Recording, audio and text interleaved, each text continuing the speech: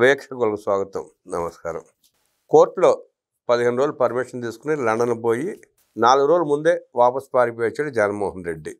కోర్టులో దొంగ డాక్యుమెంట్ సమర్పించడం, దొంగ ఫోన్ నెంబర్లు ఇవ్వటం, అది సిబిఐ కనిపెట్టి కోర్టుకు విన్నవించడం, కోర్టు బెయిల్ రద్దు అయ్యే పరిస్థితి వచ్చేటప్పటికి తన లాయర్లు హెచ్చరించడం మీద ముందే పారిపోయాడు జగన్మోహన్ రెడ్డి. ఇక్కడికి వచ్చిన తర్వాత మళ్ళీ హిందువుల ఓట్ల కోసం కక్కుర్తిపడుతూ నాటకాలు ఆడుతూ దీపావళి పండగ 4 చిచ్చుబొడ్లు యాప్రాన్ని వేసుకుని 4 చిచ్చుబొడ్లు కాలుస్తూ ఫోటోలకు ఫోజులు ఇస్తూ మళ్ళీ మోసం చేసే ప్రయత్నం చేస్తున్నాడు జగన్మోహన్ రెడ్డి. ఇక్కడ హిందువుల్ని మోసం చేస్తున్నాడు, క్రైస్తవుల్ని మోసం చేస్తున్నాడు.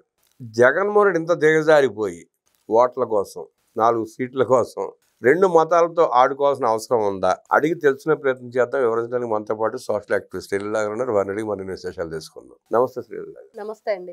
లండన్ నుంచి పారిపోయిన జగన్మోహన్ రెడ్డి దీపావళి రోజున 4 చిచ్చుబుడ్లు కాల్చి అడావడి చేస్తూ మళ్ళీ హిందువులతో ఆడుకునే ప్రయత్నం చేస్తున్నాడు. ఇంకో పక్క క్రైస్తవులతో కూడా ఆడుకుంటున్నాడు. జగన్మోహన్ రెడ్డి ఓట్ల కోసమే అలా చేస్తున్నాడు అంటారా? దాని వెనక ఇంకేదైనా కారణం ఉందంటారా? జగన్మోహన్ రెడ్డి ఓట్ల కోసం తిప్పాలన్నమాట. ఇప్పుడు యాప్రాన్ వేసుకుని యాప్రాన్. ఓహో, అది మీకు యాప్రాన్ లాగా అనిపించిందా? మరి ఏంటి అది కుర్తా పైజమా కదండి, పాపం వేసుకున్నాడు. మామూలు ప్యాంట్ వేసుకున్నాడు, పైన అదేలే యాప్రాన్ జుబ్బా. జుబ్బానా? అంటే జనాలు డబ్బులు ఉన్నప్పుడు ఒక్కొక్క షర్టు 70,000 అధికారంలో ఉంటే, లేకపోతే ఇట్లా 1,500ది 1000 రూపాయలదో, మరి అంత కూడా ఉండదు అంటారేమో. యాప్రాన్ అంటున్నారుగా. అంటే అంటించగా చిచ్చుపుట్టు అంటించాడుగా, రవ్వల మీద పడి చొక్కా కాలుతున్న భయంతో అది వేసుకుని ఉంటాడు. అయితే అంటే ఇక్కడ జగన్మోహన్ రెడ్డి అనగానే 4 గోడల మధ్య బైబిల్ చదువుతానని చెప్పాడు ఆయనే స్వయంగా. మరి అప్పుడు 4 గోడల మధ్య ఎందుకు చదవాలి బైబిలు? మతం పట్ల నీకు గౌరవం లేదా, విశ్వాసం లేదా? మరి ఎందుకు 4 గోడల మధ్య చదువుతాడు ఈయన? ఈరోజు నలుగురిలోకి వచ్చి నేను హిందువుని అని చెప్పేసి జంజాలు మార్చుకొని గతంలో గంగాజలం తీర్థం పుచ్చుకొని చేశాడు. అధికారంలోకి వచ్చాక ప్రసాదాన్ని పొట్లం కట్టేశాడు, నీళ్లు పక్కకు వదిలేశాడు, ఇంట్లోనే సెట్టింగ్లు వేయించుకున్నాడు, అన్ని వదిలేశాడు. మరి సతీ సమేతంగా శ్రీవారికి బ్రహ్మోత్సవాల్లో పట్టు వస్త్రాలు సమర్పించింది లేదు. ఒంటిమెట్ట సీతారామ కళ్యాణానికి పట్టు వస్త్రాలు సమర్పించింది లేదు. మరి ఏ విధంగా హిందువులను మోసం చేద్దామని మళ్ళీ వచ్చాడు. సరే, దీపావళి అంటే ధనలక్ష్మి పూజ చేసుకుంటామండి. మరి అదేమైనా చేశాడా జగన్మోహన్ రెడ్డి? అంటే అట్లాంటి ఫోటోల దగ్గర నుంచొని పూజలు చేసినట్లుగా ఎక్కడ ఒక వీడియో కానీ ఒక ఫోటో కానీ మనం చూడాల. కేవలం చిచ్చుబుడ్డి అట్టిస్తేనే హిందువు అయిపోతే మరి ఏ విధంగా ఇతన్ని హిందువులు నమ్ముతారు?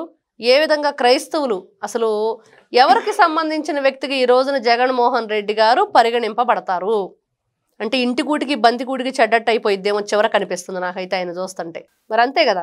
అంటే ఇంటి కూటికి బంతి కూటి చెడిపోయాక ఆయన సొమ్మేం పోయింది? మొత్తం ప్రజల్ని జలగలాగా పట్టి రక్తం అంతా పీల్ చేసి లక్షల కోట్లు దోచేసుకుని విదేశాలకు తరలించేసి ఊరికి డ్రామాలు ఆడుతున్నాడు.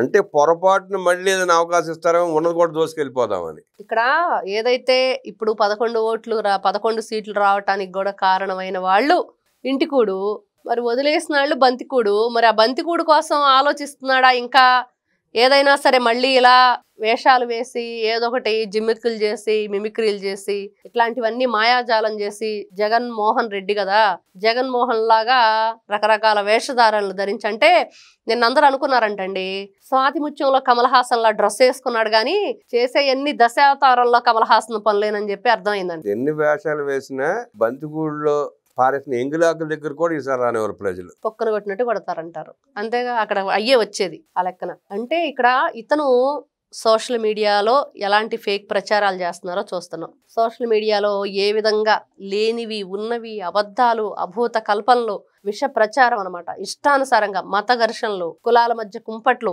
అంటే వీళ్ళకి నోటికి ఏమొస్తే అది మాట్లాడటం వీళ్ళ నాయకుల పని అయితే, ఈయనేమో ఇలాంటివన్నీ ఆదేశాలు ఇవ్వటం. మరి ఇలాంటి వ్యక్తులు ఈ రోజున రోజారెడ్డి మరి హైదరాబాద్ వెళ్ళి దీపావళి చేసుకుంటున్నారంటే జగన్మోహన్ రెడ్డి ఏమో తాడేపల్లి ప్యాలెస్ లోనే చేసుకున్నాడా? జగన్మోహన్ రెడ్డి యలంక ప్యాలెస్ లో 4 చిచ్చుబొడ్లు ఎత్తుకొచ్చి కాల్చుకున్నాడు. రోజారెడ్డి ఏమో చెన్నైలో కాల్చుకుంది. మరి వీళ్ళు మాట్లాడతారు ఆంధ్ర రాష్ట్ర కూటమి ప్రభుత్వం గురించి, నాయకుల గురించి. వాళ్ళు చక్కగా ఆంధ్రప్రదేశ్లోనే పండుగ జరుపుకున్నారు. ఆంధ్ర రాష్ట్ర ప్రజల మధ్యకి వెళ్ళి వాళ్ళ మంచి చెడ్డ కనుక్కున్నారు. వాళ్ళకి ఎలాంటి సదుపాయాలు కావాలి, వాళ్ళకి ఎలాంటి ఇబ్బందులు ఉన్నాయో కనుక్కున్నారు. మరి అది కదా నాయకుడు ముద్దులు పెట్టి ఓట్ల కోసం ఓట్లు వేసాక గుద్దులు గుద్ది పరదాలు కట్టుకునేవాడు మరి నాయకుడు అవుతాడా? ఏ రోజు జగన్మోహన్ రెడ్డి గారు మరి అధికారంలో ఉన్నప్పుడు ప్రజల గురించి ఒక ప్రజావేదిక పెట్టి బయటకు వచ్చాడా, ప్రజల గురించి మాట్లాడా, ప్రజల్లో వచ్చి మరి వాళ్ళ పక్కన కూర్చున్నాడా? ఈ రోజున నారా చంద్రబాబు నాయుడు గారిని చూస్తున్నాం, వెళ్ళి వాళ్ళ పక్కన కూర్చుంటున్నారు, వాళ్ళ ఇంటి మెట్ల మీద కూర్చుంటున్నారు, వాళ్ళ గురించి ఆలోచిస్తున్నారు. ఒక నాయకుడు అంటే ఎలా ఉండాలి? ఇలాంటి వేషాలు వేసేసి యాప్రాన్లు జుబ్బాలు వేసుకొని చిచ్చుబుడ్లు గాల్చేసి నేను హిందువునంటే ఎవరు నమ్ముతారు? ఆయన వేసిన షూ మీద కూడా వివాదం అయ్యి వాళ్ళంతా ట్రోలింగ్ జరుగుతూ ఉంది. లేడీస్ షూ అంటండి అవి. అందుకని ఎవరో కామెంట్ పెట్టారు, మాజీ మహిళా ముఖ్యమంత్రి కదా జగన్మోహన్ రెడ్డి అధికారంలో ఉన్నప్పుడే చెప్పాడు మైకు పట్టుకొని ఈ రోజు రాష్ట్రానికి ఒక మహిళ ముఖ్యమంత్రి అని చెప్పాడు. గుర్తుందండి మీకు? సోషల్ మీడియాలో బాగా ట్రోల్ అవుతాడు. ప్రశ్నించాడు ఒక అతను, అంత హైట్ ఎందుకు వేసుకున్నాడంటే అది లేడీస్ షూ వేసుకున్నాడు ఎందుకంటే హైట్ గా కనపడాలనంట. ఓహో, ఆ డ్రెస్ లో పొట్టికి కనిపిస్తాడు, అసలే పొట్టాయా ఇంకా పొట్టికి కనిపిస్తాడు భయం వేసి హైట్ గా కనపడటం. 5 చెప్పులు వేసుకుంటే ఇంకా హైట్ కనపడతారుగా, బాగోదు కదండి చూసేవాళ్ళు, క్లియర్ గా అర్థం అయిపోయిద్దిగా. ఇంకొంచెం లూజ్ ప్యాంట్ బార్ ప్యాంట్ వేసుకుని అవి కూడా కనపడే కాదు. అంటే ఇక్కడ వీళ్ళు బాగా ట్రోల్ అయింది, అది మాత్రం చూసాం. షూస్ గురించి, డ్రెస్ గురించి, మరి ఇవన్నీ కూడా. మరి ఆ గుడివాడ అమర్నాథ్ కూడా అంతే, కోడిగుడ్డు మీద ఈకలు బీగుతున్నాడు అంటే మరి ఆయన ఏంటో. ఇట్లాగా వీళ్ళు చేసేవన్నీ కూడా బూమరాంగ్ అయి వీళ్ళకే తగులుతున్నాయి. వీళ్ళే ఈ రోజున ఇరకాటంలో పడుతున్నారు, వీళ్ళే ఇబ్బందుల్ని కొని తెచ్చుకుంటున్నారు. డబ్బులిచ్చి జగన్మోహన్ రెడ్డి గారు ఫేక్ ప్రచారం చేస్తానికి ఇబ్బందుల్ని ఆ డబ్బులిచ్చి కొని తెచ్చుకుంటున్నాడు అనేది మాత్రం వాస్తవంగా అర్థమవుతుంది. ఈ రోజున ఫేక్ ఫోన్ నెంబర్ ఇచ్చి నాకు ఫోను లేదు, ఫోన్ నెంబరు లేదన్న జగన్మోహన్ రెడ్డి గారు మరి భయపడి మరి అక్కడెక్కడో ఒక దీవిని ఏర్పరచుకున్నాడు. ఇంకా రాలేడు, ఇక్కడికి రాడు, మరి అక్కడే ఉండిపోతాడు అనుకున్న వ్యక్తి ఎందుకు పరిగెత్తుకుంటూ వచ్చాడంటే రెడ్ కార్నర్ నోటీసులు జారీ చేస్తారని భయం వేసింది జగన్మోహన్ రెడ్డికి. అందుకనే పరిగెత్తుకుంటూ వచ్చి యలహంకలో దీపావళి పండుగ డ్రామా ఆడాడు అనేది మాత్రం అర్థమవుతుంది. అంటే మొత్తం 15 రోజులు సర్దాల్సిన పనులు 10 రోజులు కంప్లీట్ చేసుకొచ్చాడు. అంతే మరి అదే కదా ఈ రోజున కనిపెట్టలేరులే నేను చేసే మోసాలు. మాజీ ముఖ్యమంత్రి అంటే మరి ఫేక్ నెంబర్ ఎందుకు ఇస్తాడని చెప్పేసి ఎవరో పట్టించుకోరు అనుకున్నారు. మరి దాని మీద పెద్ద చర్చ నడిచింది. అసలు ఆ ఫోన్ నెంబర్ ఎవరిది ఏంటంటే ఎవరికి తెలియంది. మరి ఆ నెంబర్ ఎవరిది? నాకు నెంబరు లేదు, ఫోను లేదు, నేను అసలు ఫోనే మాట్లాడిన అన్న వ్యక్తి కదా. ఆ నెంబర్ ఎవరికి ఇచ్చాడో కూడా తెలియలే. ఇంతకాదు ఎప్పుడు స్విచ్ ఆఫ్ వస్తుందంట. ఏదో నెంబర్లు మార్చి ఇచ్చుంటాడు.